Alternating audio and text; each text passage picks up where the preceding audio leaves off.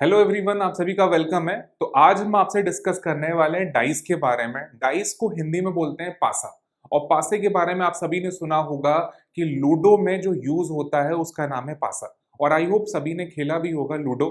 तो उसमें जो यूज होता है वो डाइस होता है। अब इसके ऊपर कैसे क्वेश्चंस बनते हैं, क्या क्वेश्चन का पैटर्न है, इन सारी चीजों को आज की क्लास में हम डिस्कस करने वाले हैं। तो जल्दी से आज का सेशन स्टार्ट करते हैं। डाइस के ऊपर आज का सेशन होने वाला है। आज के सेशन में हम आपसे तीन चीजों पर डिस्कस करेंगे। About dice, how many types of dice, how to solve the dice questions. Next point पर आते हैं। अब देखिए नेक्स्ट पॉइंट में यहाँ पे डाइस की डेफिनेशन दी है, लेकिन एग्जाम में आपसे कभी डेफिनेशन पूछी नहीं जाएगी। लेकिन हमें ये जानना बहुत जरूरी है कि एक्चुअल में डाइस होता क्या है। A dice is a cube. It has six faces like top, bottom, front, back, left and right. और एक और डेफिनेशन यहाँ पे मेंशन है। A dice is a three-dimension figure with six surface. It may be a form of a cube or a cuboid. After observing these figure, we have to find the opposite side of the dice. देखिए cube में और cuboid में अगर length, breath और height अगर तीनों same है तो वो क्यूब होता है, और लेंथ, ब्रेथ, हाइट में अगर कुछ डिफरेंट हो जाए तो वो क्यूबॉइड होता है। और उसी को हम डाइस के फॉर्मेट में यूज करते हैं।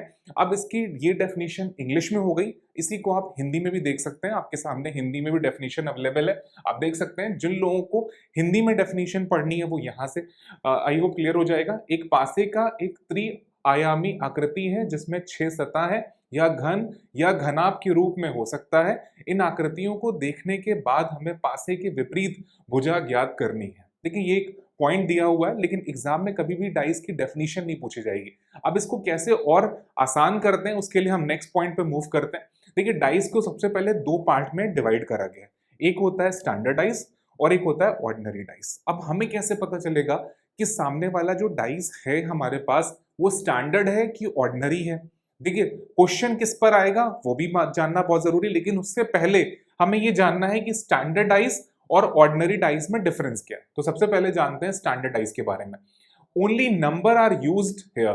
देखिए स्टैंडर्ड डाइस में केवल नंबर यूज होंगे, पहली चीज। और इसमें जो नंबर्स होंगे वो 1 से लेकर 6 तक होंगे। One more important property is opposite faces some is 7। For example 1 + 6 = 7। देखिए स्टैंडर्ड डाइस जैसे लूडो में हम लोग खेलते थे तो वो स्टैंडर्ड डाइस है, और उस स्टैंडर्ड डाइस में सबसे मोस्ट इंपॉर्टेंट पार्ट है कि अगर यहाँ पर फ्रंट में 2 है तो इसके बैक साइड में देखिए 5 होगा। ठीक, अगर यहाँ पे फ्रंट में 1 है तो इसके नीचे वाली सरफेस पे 6 होगा। इसी तरह से देख सकते हैं फ्रंट में अगर 3 है तो इसके बैक साइड सरफेस पे 4 होगा, क्योंकि अपोजिट सरफेस का सम हमेशा 7 होता है, तभी वो स्टैंडर्ड डाइस कहलाएगा। तो आई होप ये समझ में आया कि स्टैंडर्ड डाइस की प्रॉपर्टी है क्या, और इसी के बेसिस पर हम आइडेंटिफाई करते हैं कि वो स्टैंडर्डाइज है या नहीं है।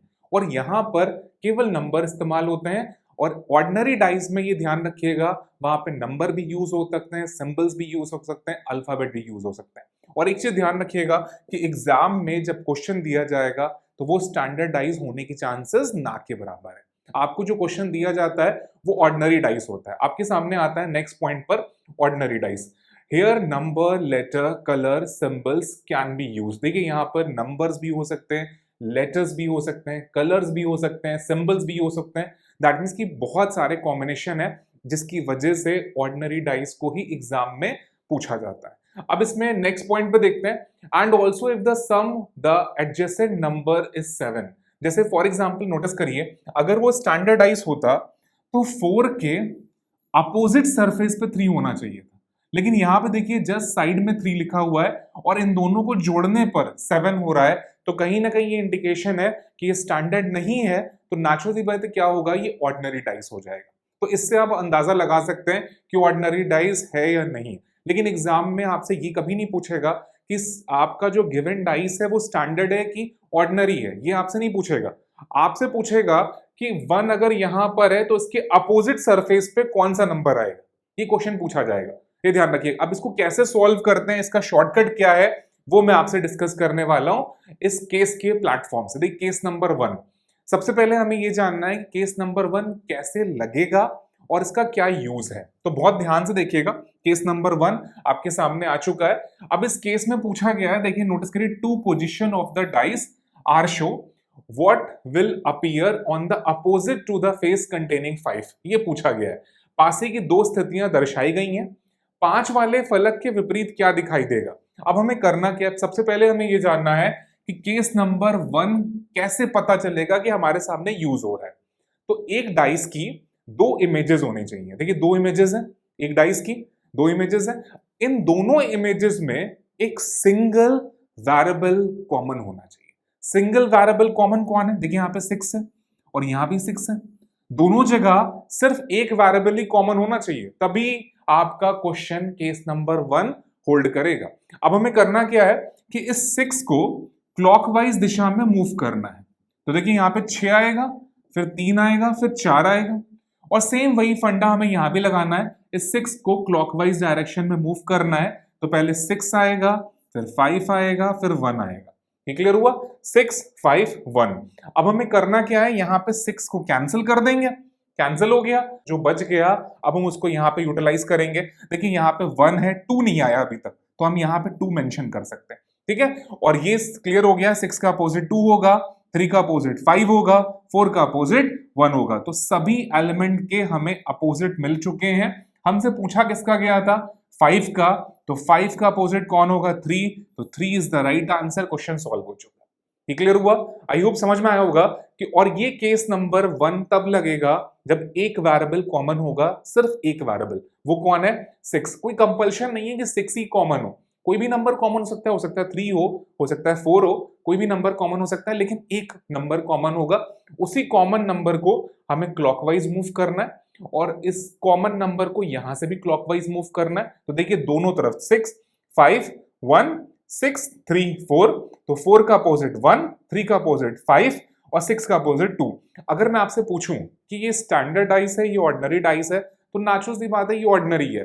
क्यों, क्योंकि देखिए अगर स्टैंडर्ड होता तो अपोजिट सरफेस का सम 7 होना चाहिए, और यहां पर अपोजिट सरफेस का सम तो 7 हो नहीं रहा है, तो दैट मींस कि ये स्टैंडर्ड नहीं है। और अगर वो स्टैंडर्ड नहीं है तो वो कौन सा होगा, दैट्स कॉल्ड ऑर्डिनरी। तो ये क्वेश्चन ऑर्डिनरी टाइप्स पे ही पूछा गया है। I hope case number 1 clear हो गया होगा, और मैक्सिमम क्वेश्चंस में आपको केस नंबर 1 ही यूज करना है। अब हम आते हैं केस नंबर 2 पर। केस नंबर 2 हमारा तब यूज होगा जब एक डाइस की दो इमेजेस हो, और उन दोनों इमेजेस में दो दो नंबर कॉमन हो। जैसे नोटिस करिए यहाँ पे 5 है, यहाँ भी 5 है, यहाँ पे 3 है, यहाँ भी 3 है। तो देखिए दो नंबर जब कॉमन हो रहे हैं एक डाइस की दोनों इमेजेस में, तब केस नंबर 2 का यूज होगा। ये चीज ध्यान रखिएगा, मतलब आपको अगर सिंगल वेरिएबल कॉमन है तो केस नंबर 1 होगा, और अगर दो वेरिएबल कॉमन हो रहे हैं तो केस नंबर 2 होगा। अब हमें करना क्या है, देखिए 5 और 3 दोनों कॉमन हो रहे हैं, जो बच गया 4 बच गया और यहाँ पे 1 बच गया, तो 4 का अपोजिट 1 होगा, डैम श्योर। ये क्लियर हो गया कि 4 का अपोजिट कौन होगा, 1।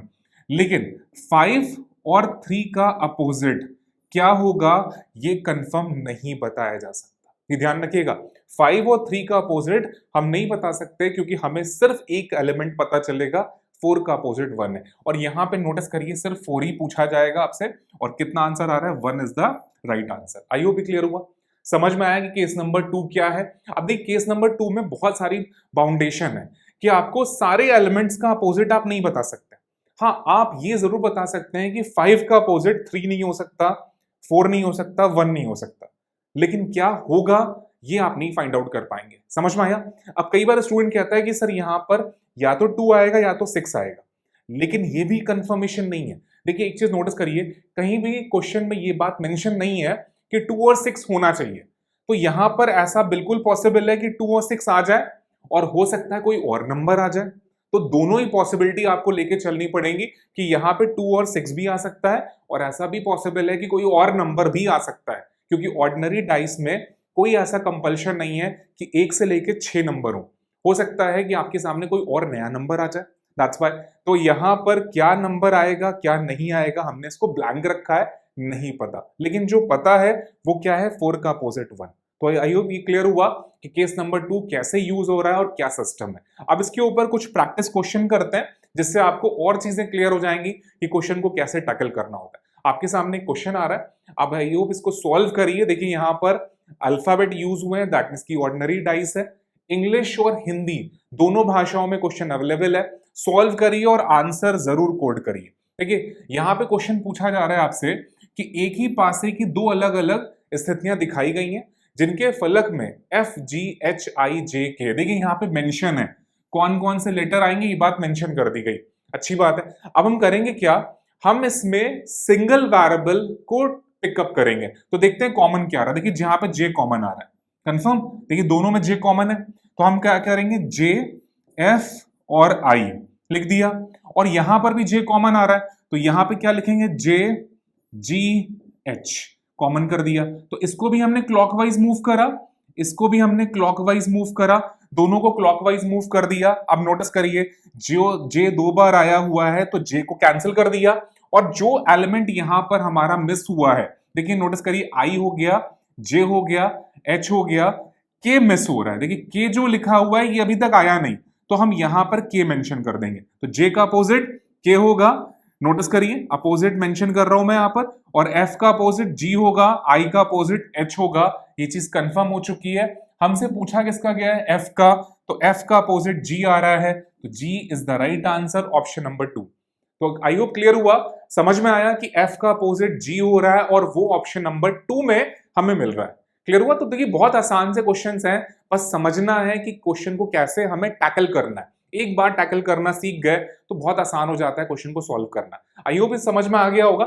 हम नेक्स्ट क्वेश्चन पे मूव कर सकते हैं। तो अगला क्वेश्चन करते हैं, इसका आंसर बी हो रहा है। नेक्स्ट क्वेश्चन आपके सामने आ रहा है, बहुत ध्यान से देखिए, और इस बार भी सेम उसी पैटर्न पर है। यहां पे हमसे पूछा गया है कि 1 सबसे नीचे है, तो दैट मीन्स कि उसके ऊपर क्या होगा।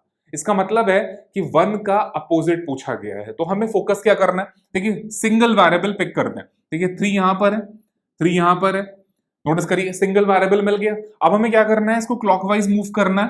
तो 3 आएगा, 5 आएगा, 1 आएगा, 3 आएगा, 6 आएगा, 2 आएगा, कंफर्म। अब 3 को कैंसिल करा, हो गया कैंसिल।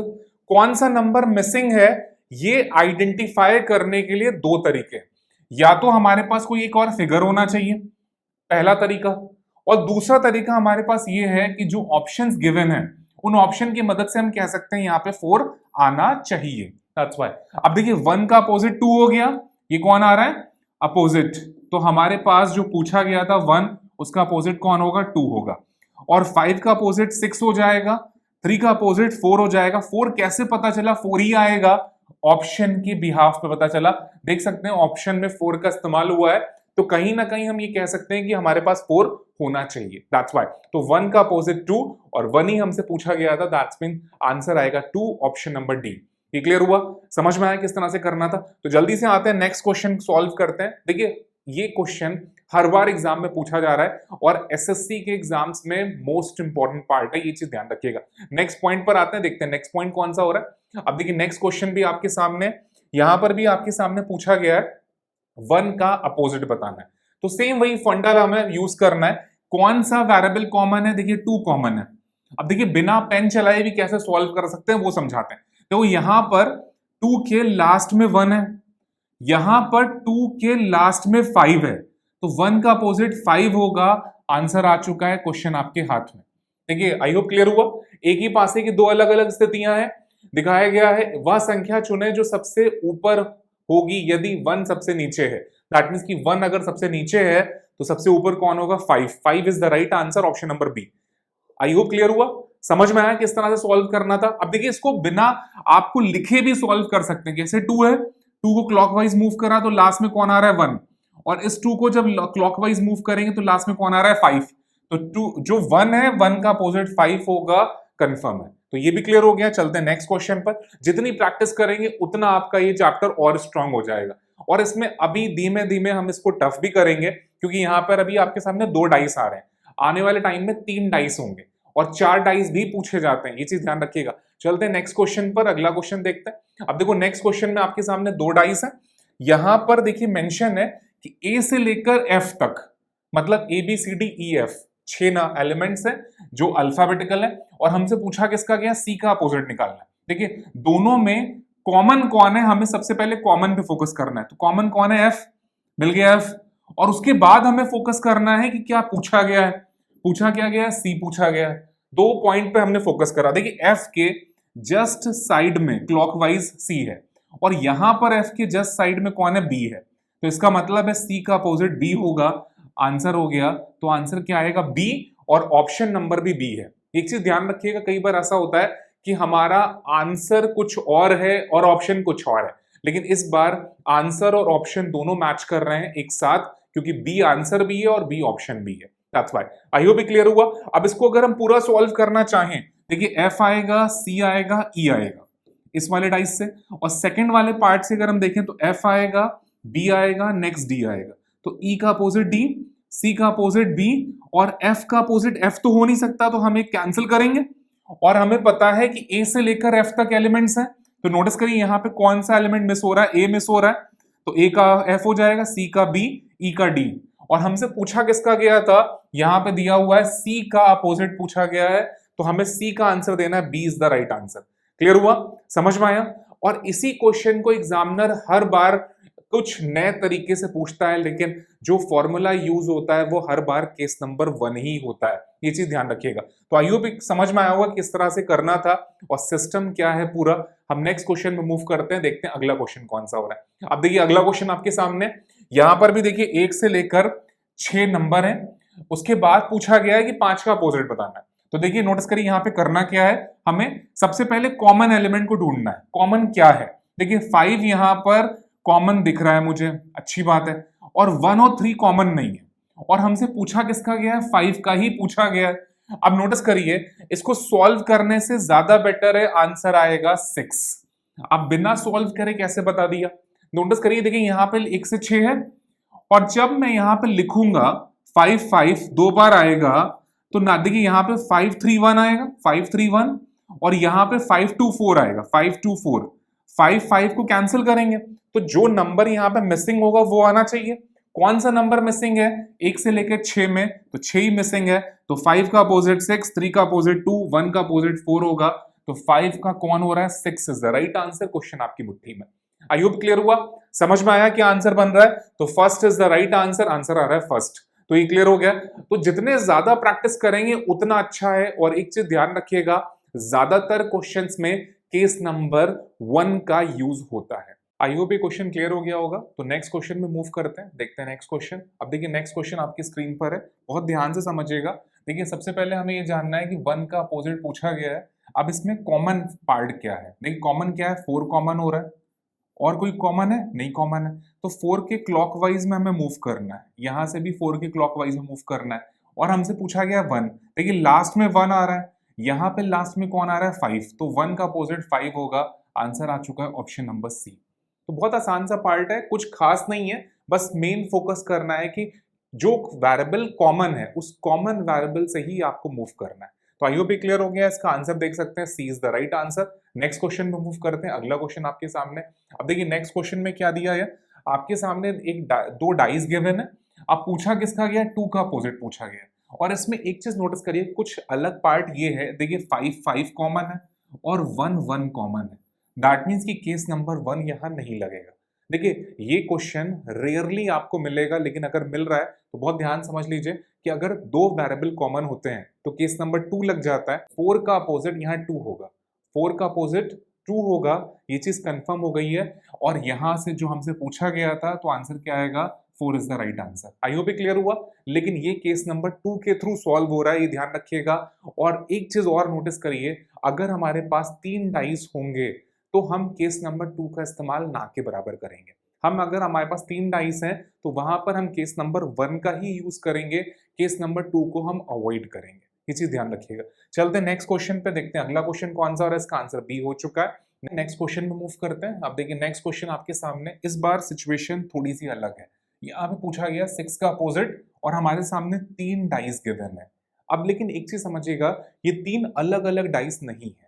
एक डाइस को जब हम थ्रो करते हैं तो उसकी एक इमेज है, फिर इसी डाइस को दोबारा थ्रो करते हैं तो दूसरी इमेज है, और फिर इसी डाइस को जब थर्ड टाइम थ्रो करते हैं तो एक और इमेज है। दैट मीन्स कि एक ही डाइस के 3 अलग अलग इमेजेस हैं, इस चीज का ध्यान रखिएगा। तो इसका मतलब ये नहीं कि 3 अलग अलग डाइसेस हैं, एक डाइस की 3 इमेजेस हैं, इस चीज को हमेशा फोकस करिएगा। अब हमें क्वेश्चन को कैसे सॉल्व करना है, देखिए हमसे पूछा गया 6 का अपोजिट बताना है, अच्छी बात है। तो हम ऐसे 2 डाइस पिक करेंगे जिसमें सिंगल वेरिएबल कॉमन हो। अब हो सकता है वो दो ये हूं, हो सकता है वो दो ये हूं, तो कोई भी हो सकता है, लेकिन हम चलिए शुरुआत करते हैं फर्स्ट और सेकंड से। अब देखिए फर्स्ट और सेकंड में कॉमन क्या हो रहा है, 2 कॉमन है, 1 कॉमन है, हाँ या ना। अब हमने आपसे बोला था जब आपके सामने 3 डाइस होंगे तो केस नंबर 2 का इस्तेमाल नहीं करेंगे। यहां पे देखिए केस नंबर 2 लग सकता है, लेकिन हम उसका इस्तेमाल नहीं करेंगे। दैट मीन्स कि हम इसको कैंसिल कर देंगे।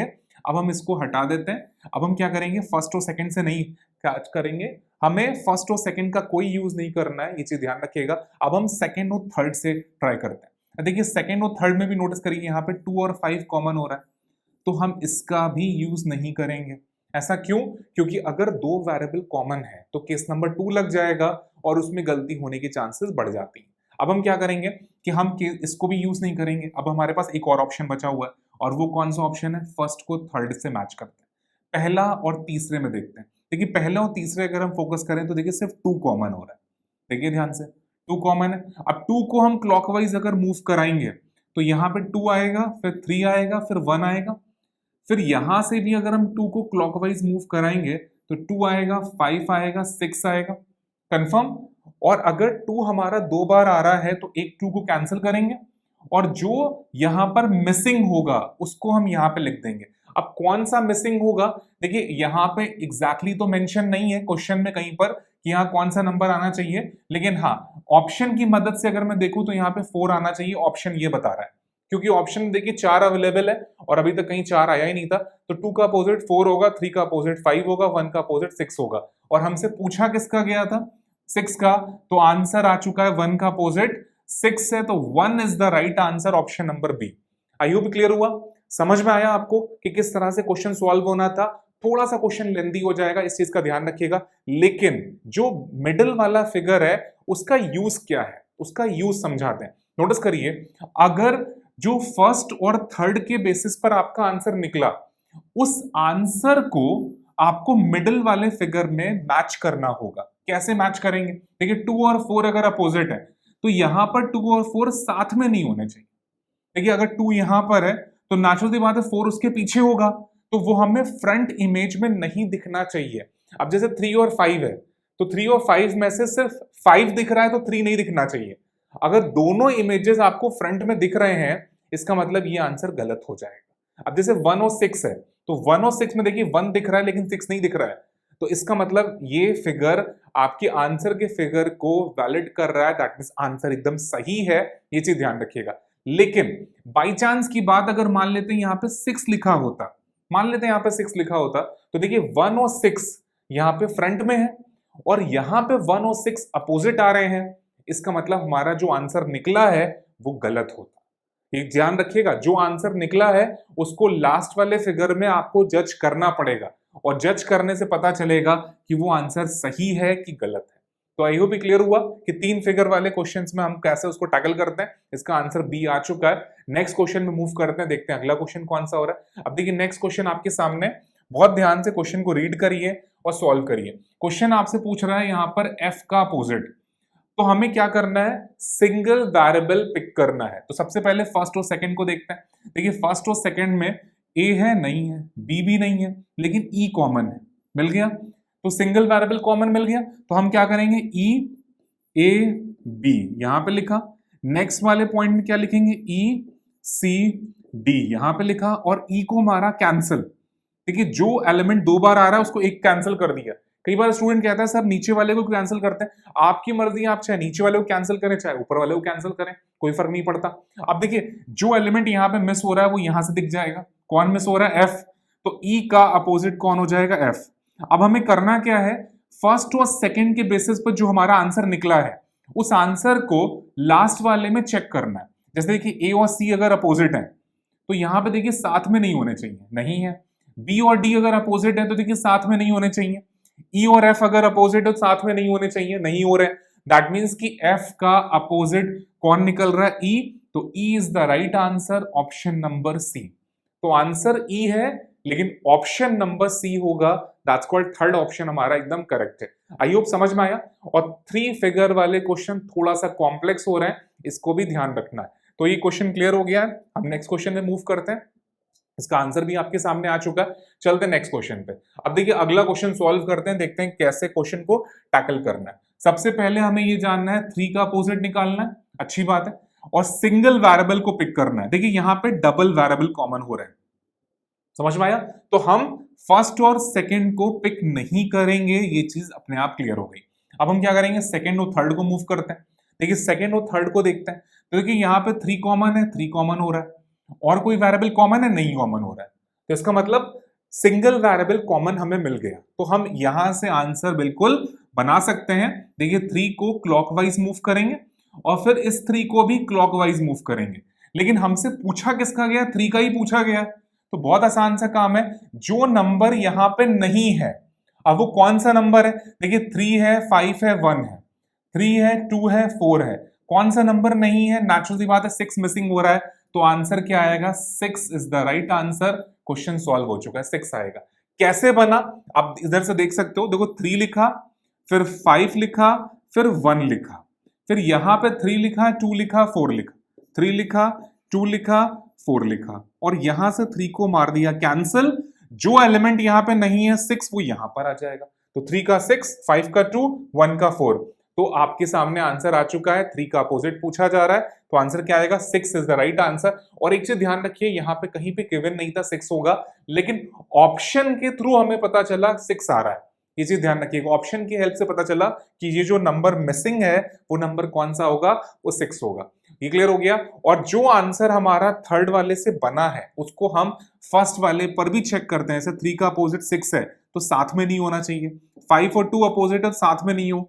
1 और 4 साथ में नहीं होने चाहिए। देखिए 1 अगर यहां है तो 4 उसके पीछे होगा, तो साथ वाले सरफेस पे हमें नहीं दिखना चाहिए। ये चीज ध्यान रखिएगा। आई होप ये क्लियर हो गया होगा क्वेश्चन। तो नेक्स्ट पॉइंट पर आते हैं, इसका first is the right answer. अगला क्वेश्चन सॉल्व करते हैं। देखिए नेक्स्ट क्वेश्चन भी स्क्रीन पर आ गया आपके, तो इसको भी सॉल्व करते हैं और समझते हैं किस तरह से सॉल्व आउट करना है। देखिए यहाँ पे लिखा हुआ है 3 डिफरेंट पोजीशन XYZ, आपके पास 3 अलग अलग पोजीशन है डाइस की। आपसे जो पूछा गया है उसमें एक सिंबल गिवन है, इस सिंबल का हमसे अपोजिट पूछा गया है। तो सेम वही फंडा हमें यूज करना है कि हमें पहले तो ये पिक करना है कि कौन से 2 फिगर से सिंगल वेरिएबल कॉमन मिल रहा है। देखिए सिंगल वेरिएबल, अगर हम इन दोनों को कंपेयर करें, देखिए @ कॉमन मिल रहा है और कोई फिगर कॉमन नहीं है, तो दैट मीन्स कि यहां से हम बना सकते हैं। जरा स्टार्टअप करते हैं। देखिए ##%, और यहां पर अगर हम @ ले, सेकंड वाले फिगर में $, दिस वन। अब देखिए @ को हम कैंसिल कर देंगे, अच्छी बात है। कौन सा एलिमेंट नेक्स्ट वाले फिगर में दिख रहा है, वो मुझे दिख रहा है स्टार।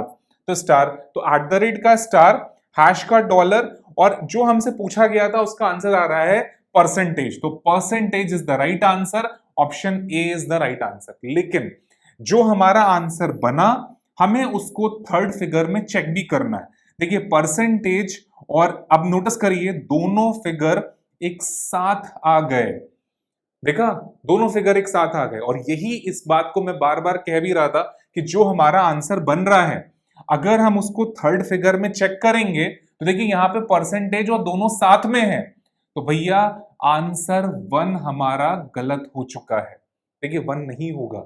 ऐसा क्यों? क्योंकि देखिए अगर फर्स्ट और सेकंड से जो आंसर निकल कर आया, वो आंसर फिगर नंबर थर्ड को वैलिड नहीं कर रहा, क्योंकि देखिए यहाँ पे परसेंटेज और ये अपोजिट है, और यहाँ पे देखिए साथ में बैठे हुए हैं।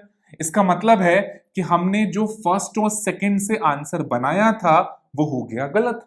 अब हमें क्या करना है, किसी और 2 फिगर से आंसर को बनाना पड़ेगा। जरा देखते हैं। अब देखिए सेकंड और थर्ड से बनाते हैं।